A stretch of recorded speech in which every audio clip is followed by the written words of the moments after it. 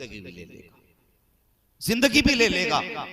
तो फिर उस वक्त में बेटियों को कहा जाता 5 लाख दोगे तो बारात आएगी। वैसे एक बाप ने किया, बेटी का रिश्ता कर दिया। ससुराल वालों ने कहा 10 लाख कैश चाहिए। बाप गरीब था, ठेला लगाता था। क्या करता? ठेला लगाता था।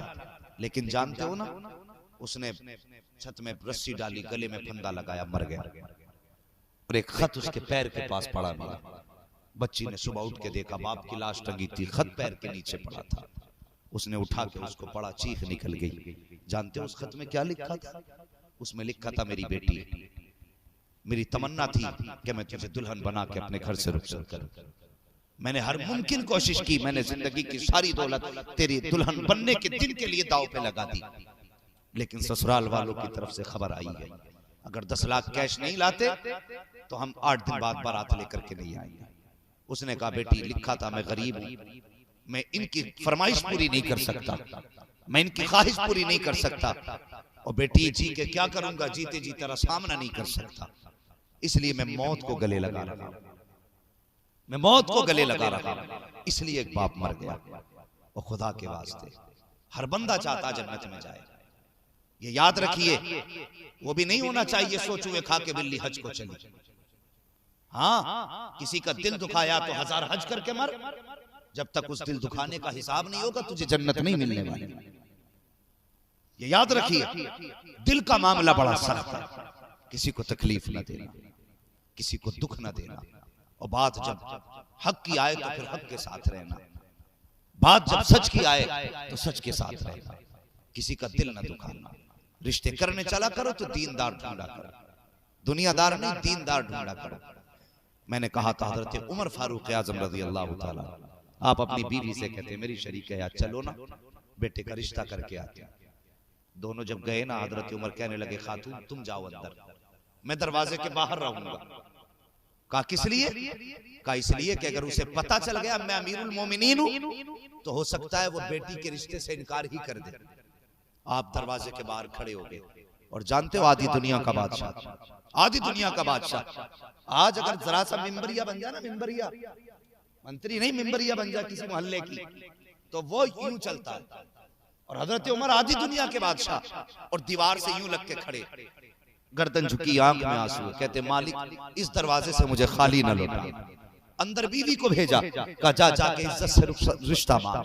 आपकी बीवी गई, जाके आपने कहा, खातून हम तुम्हारे दरवाजे पर कुछ मांगने आए हैं। उसने इतना सुना, खातून ने कहने लगी, खातून तुम क्या मांगने आई हो? ये एक बेवा का घर है, मेरे पास यतीम बेटी के सिवा कुछ भी नहीं। उसने कहा मैं तुम्हारी सबसे कीमती दौलत लेने आई हूं। उस यतीम की मां ने कहा, बेवा कहती है, खातून क्या लेने आई हो? फिर हजरत उमर की बीवी ने अपना दामन फैलाया और कहने लगी, अपनी बेटी हमारी झोली में डाल दो।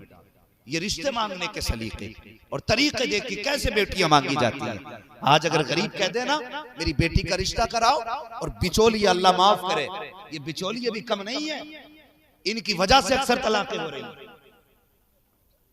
हाँ, अक्सर तलाकें इनकी वजह से हो रही हैं। लड़की वालों से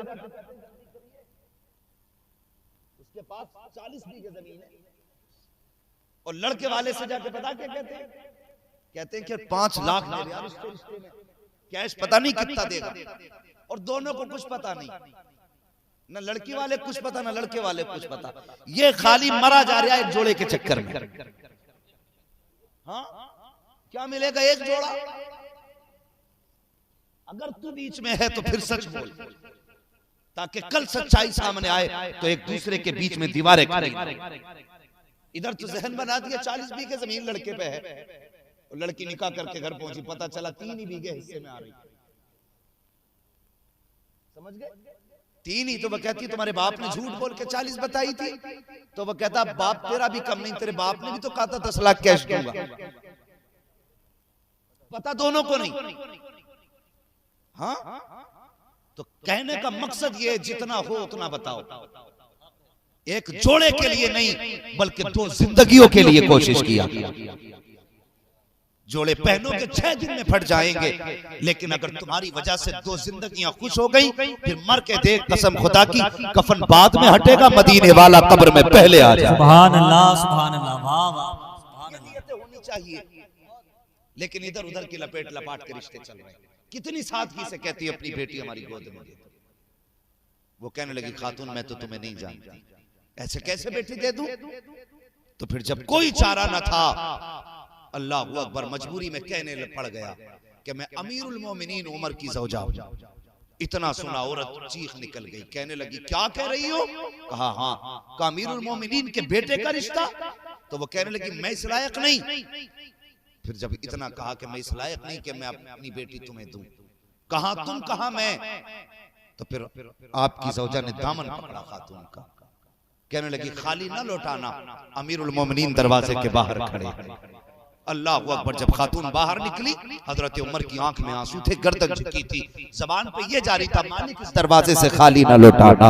अल्लाह अकबर। रिश्ता मंजूर हुआ, आपने बेटे का निकाह किया। जब निकाह करके घर लाए, उसके बाद आपने उस बच्ची को बुला के कहा बेटी बता तो सही मैं कौन लगता हूँ? बच्ची यतीम थी, उसने कहा एक रिश्ते से मेरे चचा लगते हो, दूसरे रिश्ते से मेरे बाप लगते हो। अल्लाह अकबर। इतना सुनना था। कहा बेटी तुझे मालूम है कि मैं तुझे इस घर में क्यों लेकर के आया? बच्ची कहने लगी बाबा मुझे तो नहीं पता।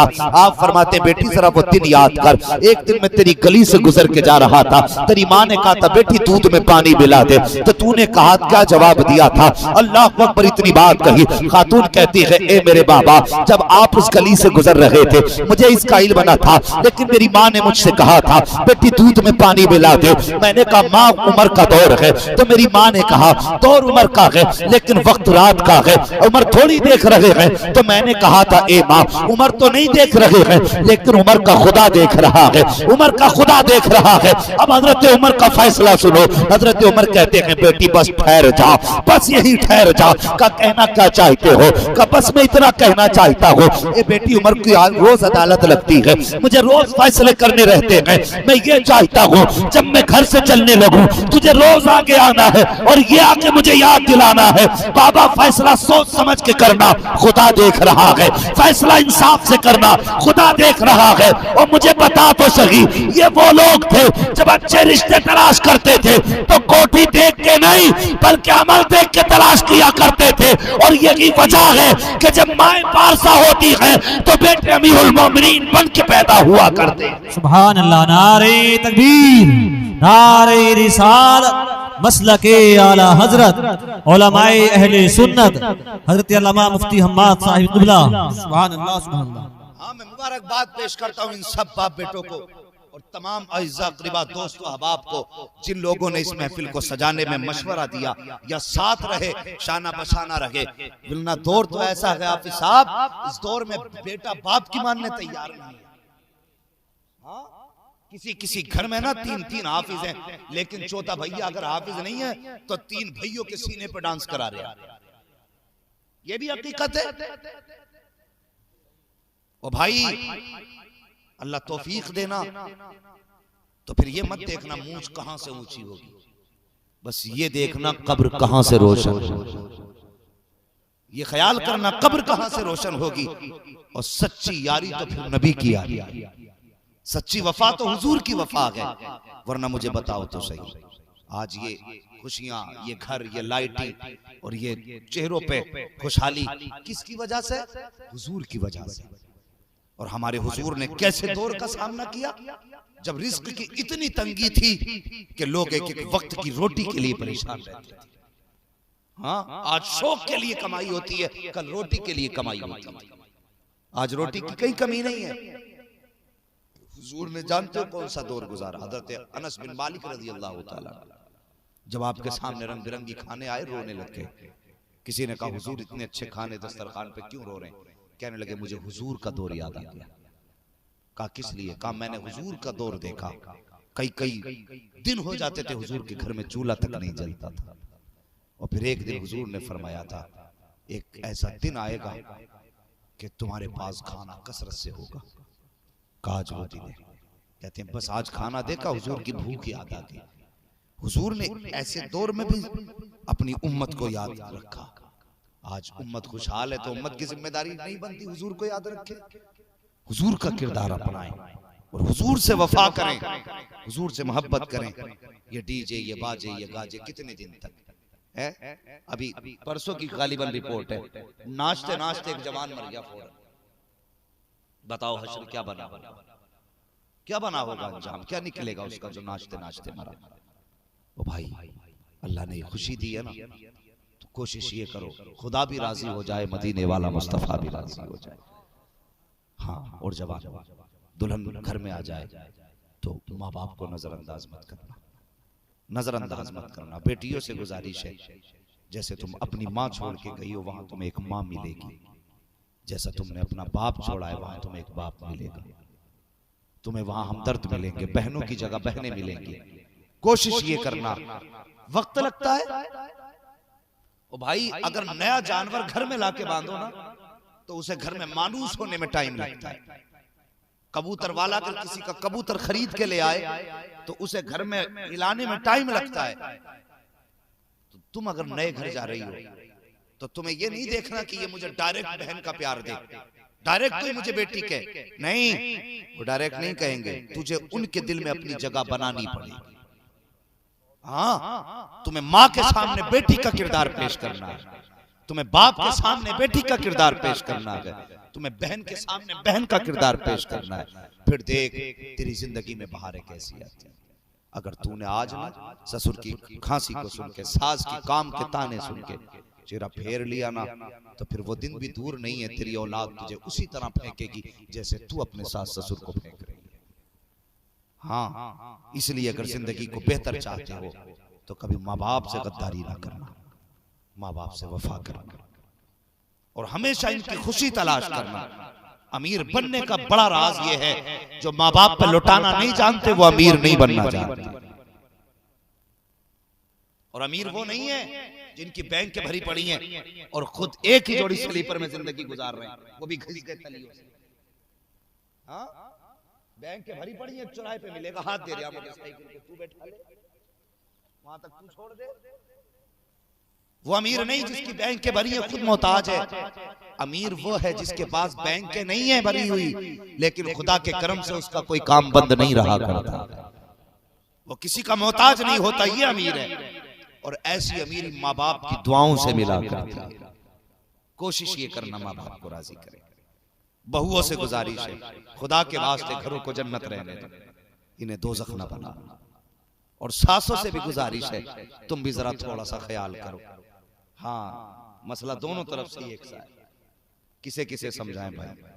अगर इधर से गलती हो गई ना तो उधर माफी का सिस्टम ही नहीं, डायरेक्ट सजा सुनाई जाती है। उठा फेंक बर्तन बाहर को, तेरे बाप ने दिए बर्तन फेंकेगी? अबे वो अपने बाप के घर से लाई है, तुझे तोड़ने का हक किसने दिया? कि चली आई, क्यों भाग के आई है? इज्जत से लेके आए हो, चले आने का ताना देने का अधिकार नहीं तुम्हारा। खुद चल के नहीं आई, लेके आए हो, इसलिए दूसरी की बेटी को इज्जत दिया। सास हो तो माँ का प्यार दो, ससुर हो तो बाप का प्यार दो। लड़की तो है, कितने दिन आपको परेशान करेगी, आप प्यार दो। खुदा की कसम 15 दिन नहीं गुजरेंगे, एक ही चेहरे के अंदर तुम्हें बेटी का प्यार भी नजर आएगा, माँ का प्यार भी नजर आएगा।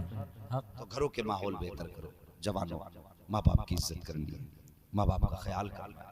अल्लाह ने खुशी के दिन दिए हैं ना, तो इसमें नाच गाने ना करो, ये मशवरा है। हाँ, कोई ऐसा नहीं तुमसे जबरदस्ती आके लड़ेंगे। हमारे गांव में पंचायतें भी काफी हो गई, काफी बैठकें भी हो गई कि भाई अब ये नहीं नचाया जाएगा, वो नहीं नचाया जाएगा। हैं, ये हुक्म अलग है, अपनी जगह शरीयत का हुक्म है कि अगर रोक सकते हो तो हाथ की ताकत से गलत को रोको। वैसे भी नहीं रोक सकते तो कम से कम मुंह से ही मना कर दो, मुंह से भी मना नहीं कर सकते तो कम से कम दिल से ही बुरा जान दो। हाँ, हट जाओ वहां से, देखो ही मत। तो ये अदना दर्जा है, मगर हर मुसलमान की अपनी जिम्मेदारी है, मौलवी की जिम्मेदारी नहीं है सारी। जो भी मुसलमान है उसकी जिम्मेदारी है इन चीजों से बचने की।